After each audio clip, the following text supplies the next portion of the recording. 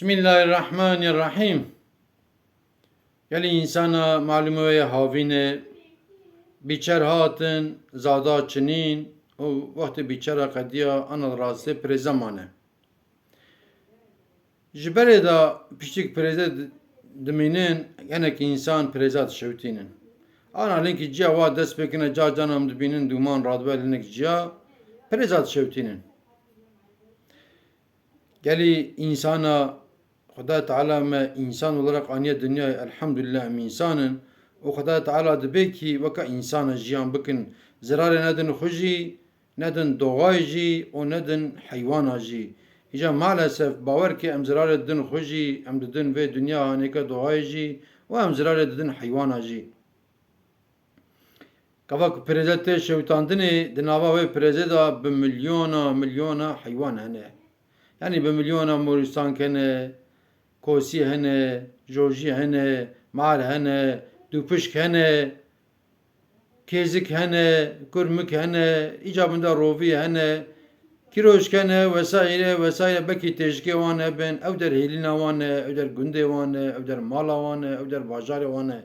Kavak em da agir davin vê pirêzê ji bo ku em 4 qurşa ji mazotê kar bikin, 4 qurşê dijî em kar bikin, em rabdin wan heywana tevî sax dişewitînin. Ti tiştek qandî şewatê pîstine, destê meriv piçîşkî sobet keve, sê meha meriv melhemê de başna be. Îca wana bi saxîtî nava agir da dişewitin. Wallahi êk pirêzê bişewitîne kî dibe bira bibe, wallahi wê heqê van heywana tev tek bida Xudaya Teala. Kavak me pirêzê şewitan gere em hesabê Xuda bikin. Ka gucê me ji Xuda re heye ya tune yani. Rasta van heywana nikarin xeber din, zimanê wan tune, filanê wan tune, ji însanlara gucê wan tune ama Xudayê wan heye. Xudayê me jî heye, Xudayê wan jî heye. Ew me hewalayê Xuda dike gavak em zirarkî bidin wan.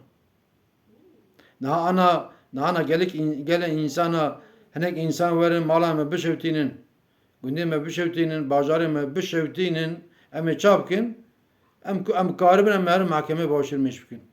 Mahkeme karar nede, em herin mahkeme kadine vesaire. Hatta ku destê me erd bigire em ê perê bidin avukata me ser vê dawê herin werin. Îca wan heywana Rabbena mirine, eger agê berdinê wê bimrin, wê herin ku derê wê herin mahkema Xuda.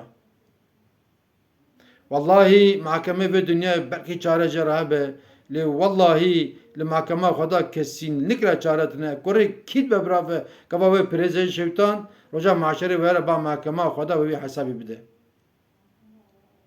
Mahkema Xuda hakim jî Xuda ye, savcî jî Xuda ye, şahid jî Xuda ye. Çünkü Xuda her tişî dibîne. Dibe innallâhe semî'un alîmun, innallâhe semî'un basîrun. Xuda alim e û Xuda dibîne yani. Hacal hinek ciyajî gelek insana hinek ciyajî kelek arê da agir bara zat dane, agir bara pirêza Misir dane, duman ka reş tarî derketiye, erebe nava dumanê li hev qelibîne, mirin çêbiye, birîndar çêbûne, bi milyara maddî zarar çêbiye, erebe pelçiqîne zirar dîtine. Çi heqê me heye em wiha dikin, zirarê didin xwe jî, didin doğayê jî, bi wê dumanê jî gelek însan nexweş dikevin. İca em wisa nekin, em bev jî îşî berdin. Sonra gava wê pirêzê li wir be heywanê yerlî jî, ê gundiya jî, ê feqîrê için têda dişêrin, û heywana çola jî xwe têda dişêrin. Em wiha nekin, gavak me wiha kir, em hesabê Xuda bikin. Eger haşa, sima haşa, gucê me ji Xuda re hebe kerem ki, gucekî ji Xuda re hebe kerem ki agê berdinekî. Hemadim ki gucê me ji Xuda re tune ye, îca wê çaxê em agê bernedekê, em çarekê din bigerin. Em ê qeserê tok bikin ka, em avakî din bikin, îro teknolojî pêş de çi. O îro kesînlikle ziraat jî dibe ki neşewitînin, zarare, erd jî zarar dibîne, ew xelî jî zarar dibîne.